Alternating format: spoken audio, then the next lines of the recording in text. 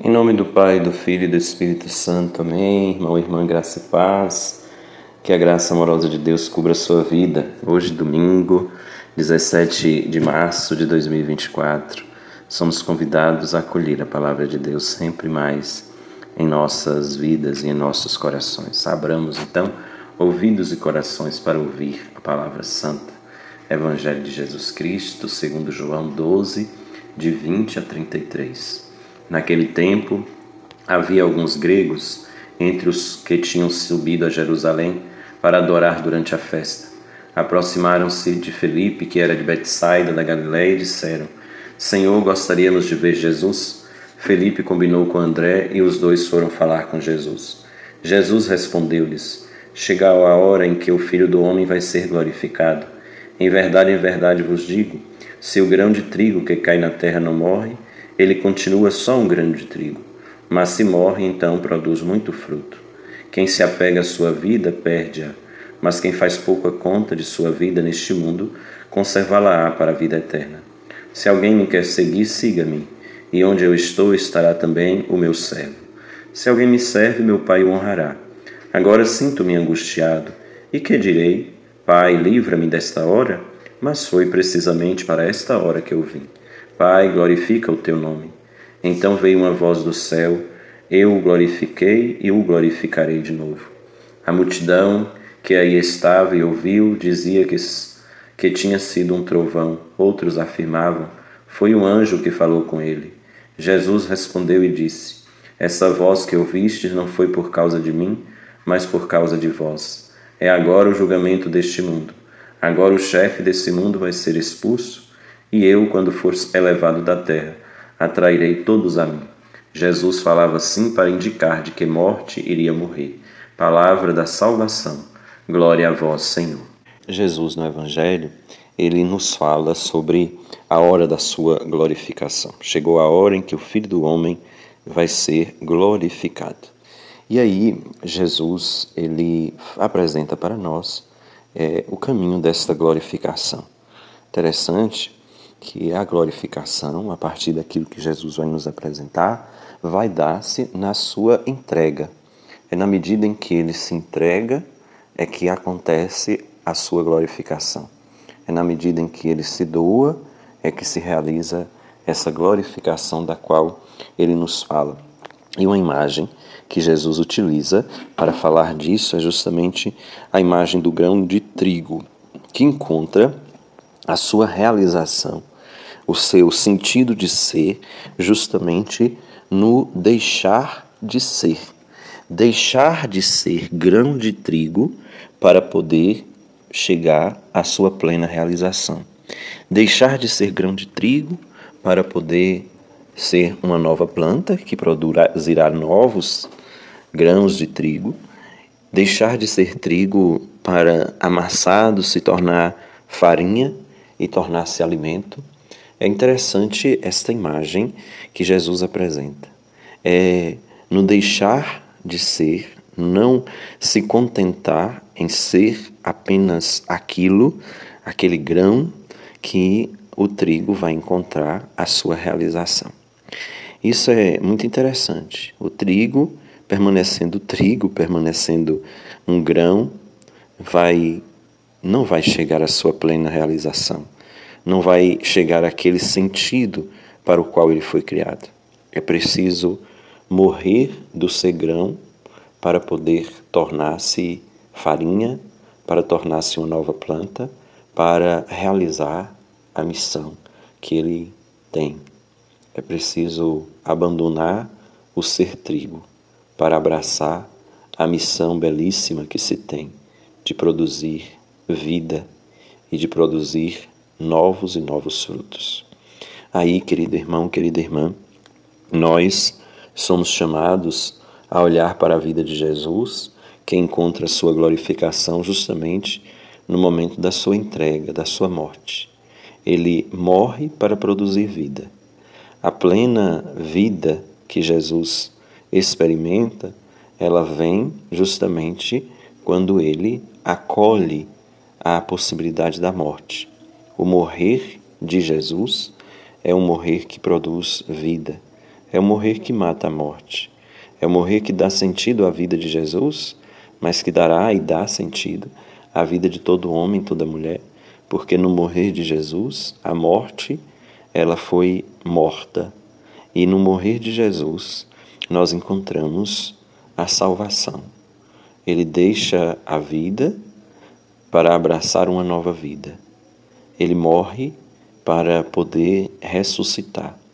Então, o grão de trigo que morre para poder ser nova vida, ela se assemelha a essa entrega de Jesus, que morrendo concede-nos a plenitude da vida.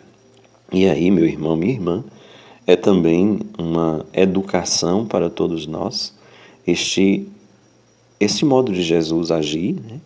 Esse dar a vida para produzir vida, mas é também significativa esta ação de Jesus, esta imagem, né, do trigo, para nós, porque nos lembra que nós também precisamos estar nesta constante busca de saber qual é verdadeiramente a nossa missão, o que dá verdadeiramente sentido à nossa vida e como nós podemos buscar cada vez mais este sentido para a nossa existência. E o convite é para que nós tenhamos consciência de que, para realizar esta missão, este objetivo que Deus tem para cada um de nós, que é uma vida cheia de sentido, nós também precisamos morrer tantas vezes para tantas coisas. Precisamos abandonar muitas vezes tantas coisas que não são boas, a gente tem que deixar para trás, né? E aí a gente tem que constantemente estar fazendo aquele exame de consciência para pensar assim, o que na minha vida são coisas que eu faço e que não são boas, que estão em mim e que eu preciso deixar de lado porque não edificam, não fazem bem, não são do bem. Mas também, querido irmão, querida irmã, é necessário que nós pensemos que algumas coisas que não é que são negativas ou que são más, mas que já não mais convém a nós, que nós também precisamos deixar para poder ter uma vida cada vez mais preenchida. Deixamos tantas coisas para poder abraçar outras. Morremos para umas coisas para poder abraçar outras que neste momento que estamos vivendo, são mais importantes e vale a renúncia que nós fazemos daquilo que já não preenche de verdade a nossa vida, que não dá mais o sentido de plenitude para a nossa existência. Então, o morrer do trigo, que é um símbolo do morrer de Cristo, que dá vida e que encontra sentido justamente nesta doação total da sua vida por nós, é uma iluminação para as nossas vidas, a fim de que nós, olhando para esse exemplo, olhando para esta simbologia do trigo que morre para viver, que também nós possamos fazer esta experiência de olhar o que em nós precisa ser morto para que a gente possa ter de verdade vida. E aí, meu irmão, minha irmã, fica esta pergunta hoje. Quais são as coisas que precisamos deixar para trás para que a nossa existência ela possa ser mais plena, mais cheia de sentido para nós e para aqueles que caminham conosco, que convivem com a gente no nosso dia a dia. Não tenhamos medo de olhar para dentro de nós. Se o trigo ficar com medo de morrer para o seu trigo, para se tornar uma nova planta, ou para moído, esmagado, se tornar farinha que alimenta, ele permanecerá trigo, mas não chegará ao objetivo para o qual ele foi criado, que é o de dar vida e de produzir vida. Nós, se não tivermos coragem de olhar para dentro de nós e ver aquilo que precisamos abandonar e jogar fora, nós não experimentaremos, não teremos a oportunidade de experimentar a plenitude do bem em nossa vida, em nossa existência. que, a exemplo de Cristo, que deu inteiramente a sua vida para que tenhamos vida, que nós tenhamos coragem de transformar cada vez mais a nossa vida em uma vida cheia de sentido, abandonando aquilo que não dá de verdade gosto e sentido à nossa existência. Que esse tempo que nos é proposto da Quaresma nos ajude a fazer este belíssimo caminho para com Cristo experimentarmos a plena glória que vem do Senhor. E que o Senhor da vida, Ele que glorificou e glorifica Jesus, Ele também nos faça experimentar uma vida bela para um dia, em plena glória, contemplarmos a face amorosa daquele que é o verdadeiro sentido da nossa existência. Que venha a generosa bênção do Deus rico em misericórdia, Pai e Filho e Espírito Santo. Amém. Meu querido irmão, querida irmã, fica com Deus. Um abraço forte. Um bom domingo.